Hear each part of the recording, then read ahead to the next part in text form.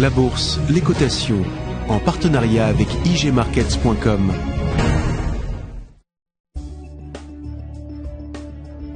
Bonjour et bienvenue dans votre espace de formation à l'analyse technique. Suite à la précédente vidéo de formation introduisant les principes de la théorie de dos, nous allons aujourd'hui aborder les notions de support et de résistance, ainsi que le concept de changement de polarité. Nous tenterons ensuite d'appliquer concrètement l'ensemble de ces éléments à travers quelques exemples.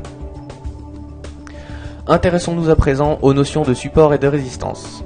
À la seule visualisation des cours, on s'aperçoit qu'il existe des niveaux que le marché a du mal à franchir quand il évolue à la hausse.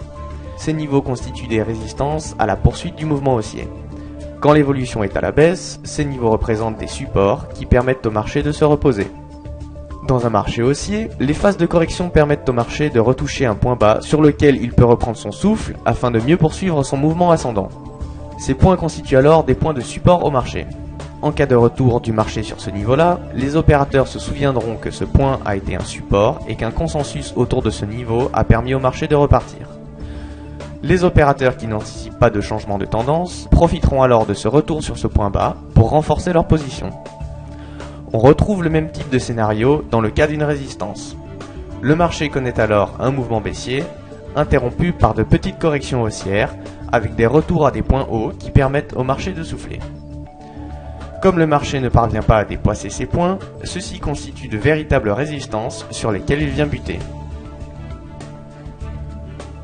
La mise en évidence de zones de support et de résistance nous amène à un principe très intéressant, qui est celui du changement de polarité.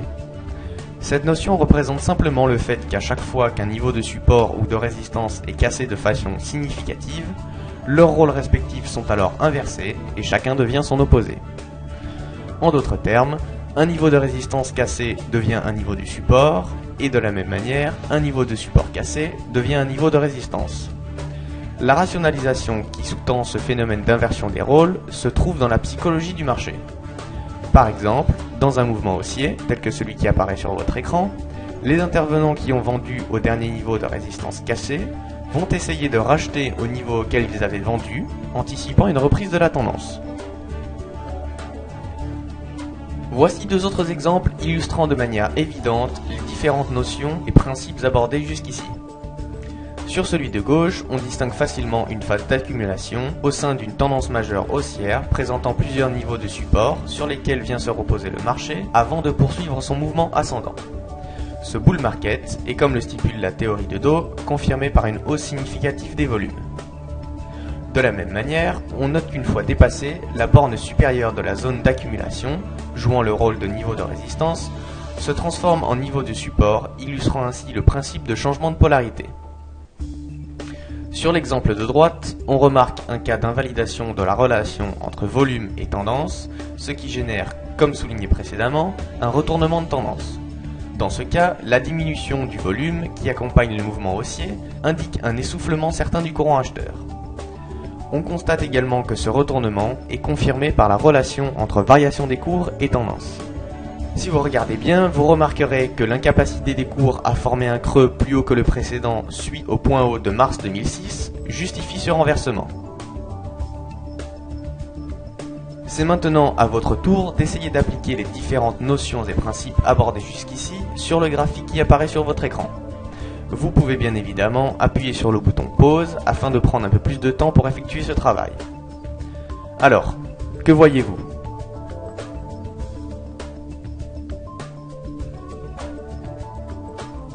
Le temps est écoulé, voyons voir les principaux éléments que vous auriez dû mettre en évidence sur ce graphique en reprenant l'ordre utilisé précédemment.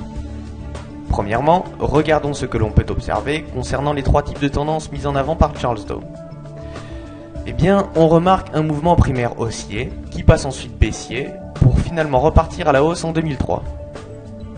Au sein de ces derniers, on distingue des mouvements secondaires qui, comme nous l'avons vu, corrigent les impulsions des mouvements majeurs. Enfin, vous constaterez facilement que ces mouvements secondaires sont eux-mêmes composés de mouvements tertiaires dont la durée de vie est nettement plus courte. Passons ensuite aux phases d'accumulation et de distribution.